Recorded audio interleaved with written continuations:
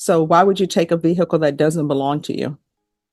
Just because the choices that I made, I deeply regret it.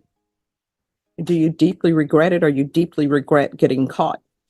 Today we're stepping into Judge Boyd's courtroom, and trust me, this one goes sideways fast. We've got a teen defendant who's been terrorizing his own neighborhood, and just 1 month after getting released, he's already back with 2 friends committing robberies that escalated into a full police standoff. That's not just reckless behavior, that's someone treating probation like a free trial instead of a second chance. What really gets me is how the system keeps trying to rehabilitate kids who clearly have zero interest in changing, even when the risk to the public is obvious. Judges are stuck walking a tightrope between protecting the community and avoiding the too harsh label, and cases like this expose just how broken that balance really is. So what do you think? Should teens like this get another chance, or should the system stop gambling with public safety? Let's dive in. Texas versus Adrian Hernandez. Can I have parties announced for the record for the state? Andrew Harris-Sadel. Defense? Melissa Christian for the defendant. And are you Mr. Hernandez? Yes, ma'am. Did you understand you're charged by indictment with evading arrest detention with a vehicle as a third-degree felony? Yes, ma'am. Range of punishment is anywhere from 2 to 10 years in prison and up to $10,000 fine. Did you understand that the court were to grant your application for deferred adjudication? If for any reason your deferred adjudication were revoked, the court could find you guilty and sentence you up to 10 years in prison and up to $10,000 fine. Did you review the plea bargain page with your attorney? Did you understand it? Yes, ma'am. All right. So I'm going to go over this plea bargain agreement with you in great detail so everybody can understand and you can understand what the plea bargain agreement is. So according to the plea bargain agreement, the state is in favor of your application for community supervision. Do you understand that? They are opposed to your application for deferred adjudication. Do you understand that? Now, if the court were to grant your application for deferred adjudication, you understand that I determine the length of probation. Do you understand that? Now, if I do not grant your application for deferred adjudication, the state is asking that your punishment be assessed at a cap of 6 years in the prison. So what that means is they have agreed that if I grant you community supervision, the state can argue that your underlying be 6 years, which would mean that if you were revoked, the court could sentence you only up to 6 years in prison. Do you understand? Your attorney can argue, if I don't grant your application for deferred adjudication, your attorney can argue that your underlying be 2 years. And if I were to go along with giving you probation and not deferred adjudication, then if I follow what your attorney will be asking for, that would mean that the most I could sentence you to would be 2 years in prison if a motion to revoke were filed. Do you understand? Yes. All right. Also, they're taking in consideration NIGHTMAG number 756916, 756919, and there's to be restitution, if any, and NIGHTMAG number 756916 to Gustavo Perez. Did you understand that to be your plea bargain agreement? Yes, ma'am. And did you understand my explanation of your plea bargain agreement? Any confusion? Outside the agreement, the state is recommending that your community supervision or deferred adjudication be for a term of 6 years. There'll be a TAP evaluation and 200 hours of community service restitution. Did you understand those were recommendations from the state and the court does not have to follow those recommendations? Yes, ma'am.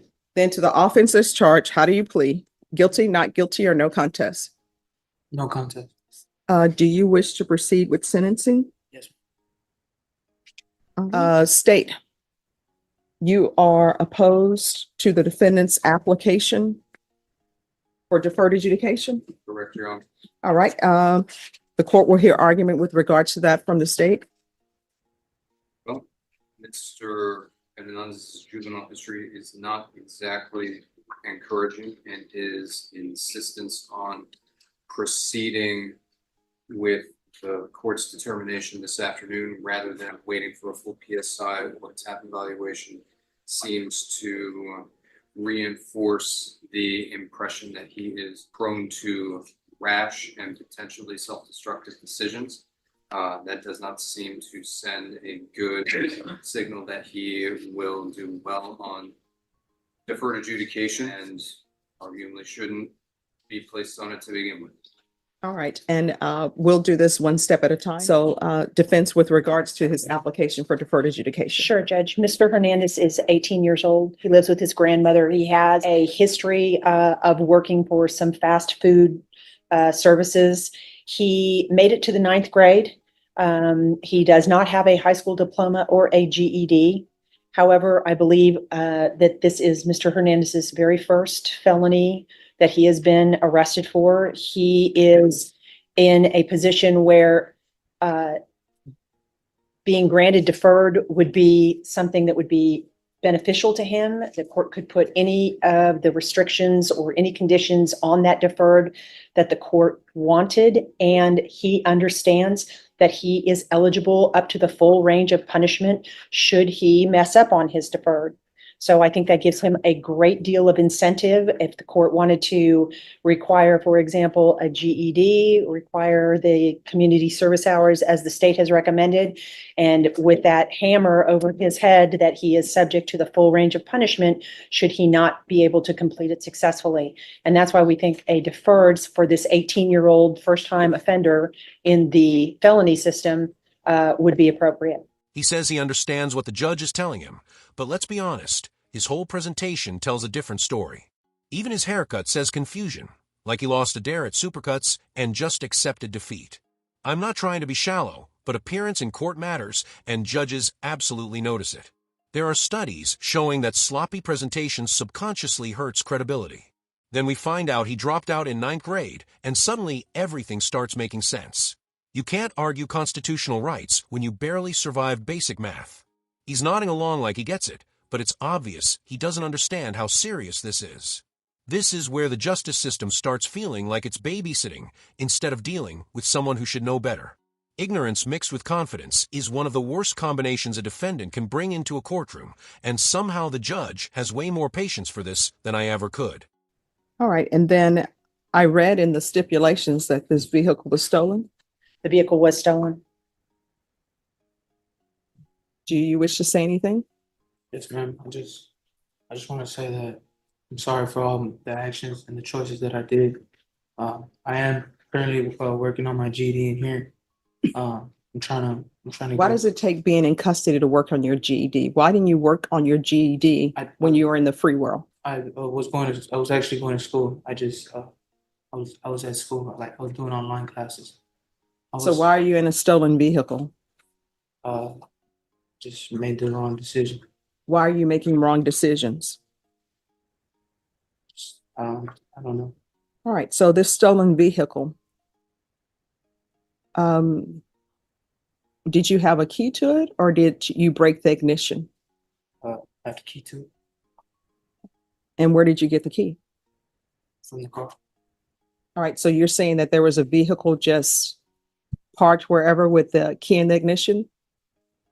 So you're saying the steering column wasn't damaged at all? So why would you take a vehicle that doesn't belong to you? Because the choices that I made, I deeply regret it. Do you deeply regret it, or you deeply regret getting caught? Deeply regret it. Right. Because I know how it feels from someone to take from me. Then why are you taking? Just was doing dumb decisions. And then you're speeding away from the police, and then you have an accident in the vehicle. It says that you were driving at unsafe speeds, disregarding red traffic lights, and traveling on the wrong side of the road. Do you know somebody could have been killed with the way you were driving? And who was all in the vehicle with you? Or was it just you by yourself? Just me. And where are your parents? My dad, they live out of town. So what, you're just here in the world by yourself? No, ma'am. All right, who do you live with? Grandma. All right, does your grandmother want you living with her? Yes, ma'am. Have you picked up the phone and asked her? Did you say, grandmother, may I live with you? She's present in the courtroom. All right. Well, I would like to hear from her. State, do you have any questions for him?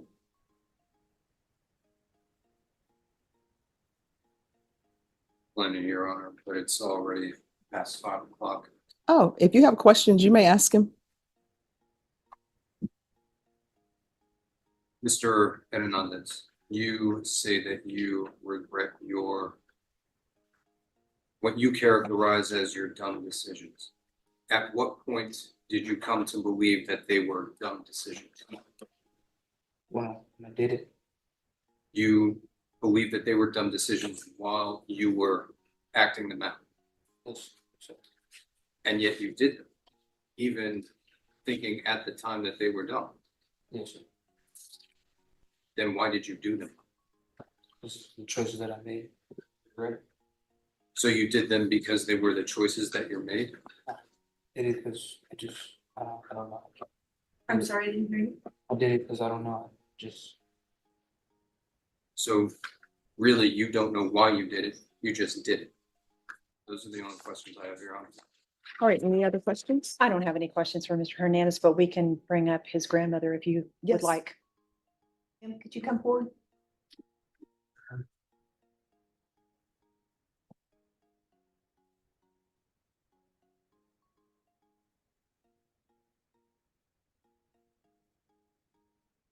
Can you raise your right hand for me, please? Yes, Your Honor.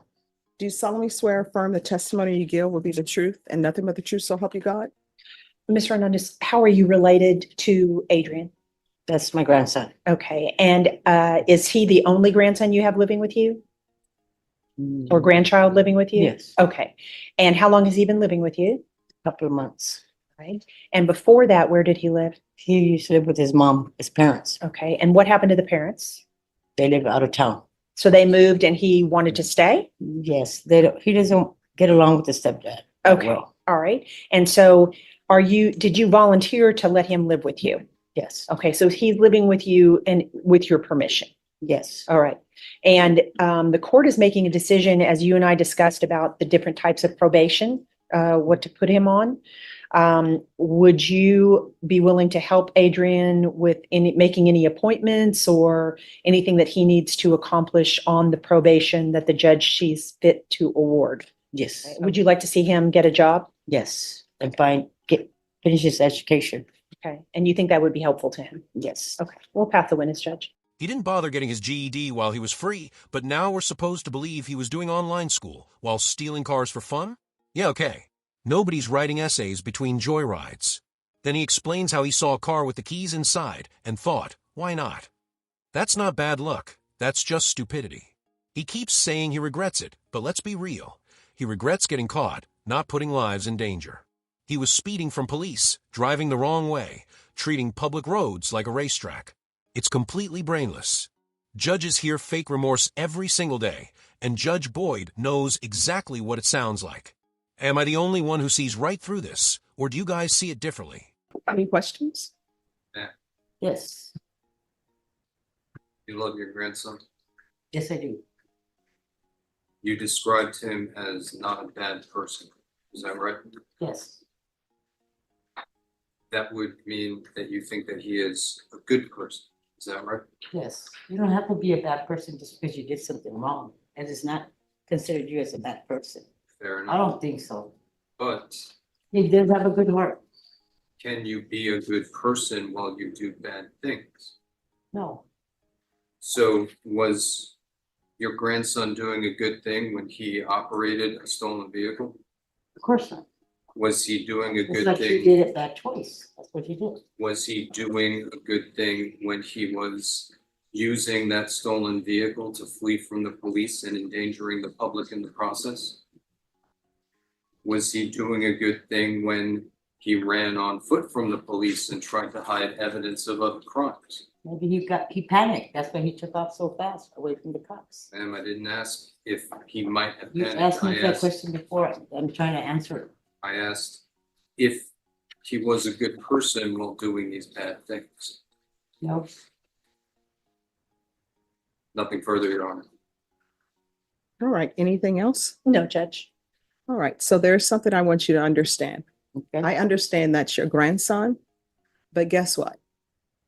other parents or other grandparents who come before me, Yes, ma'am. if they were to say that their child was hanging around the wrong person or was experiencing bad influences from other people, and if I were to ask him, well, who would that be? You know who they would say? Your grandson. Everybody thinks that their child is the one who's impacted by bad influences, that they're great. But what I need parents and grandparents to do is to take off the rose-colored glasses. You can still love your grandchild, you can still love your children, but you need to see them for who they are.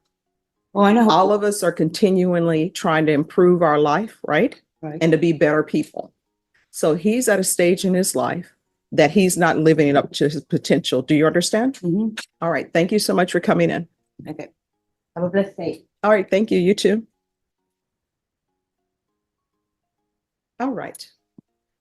So do you have any children? No, ma'am, not that I know of. What do you mean? Not that you know of? It's possible, but you Yes. just don't know. Yes. All right. Have you ever used any drugs? Marijuana? Yeah. I'm sorry? Yes, ma'am. Alcohol? This is what the court is going to do. Court is finding you guilty. The court will sentence you to 6 years in the prison, suspended and probated for 8 years. I'm going to ask for the MRT.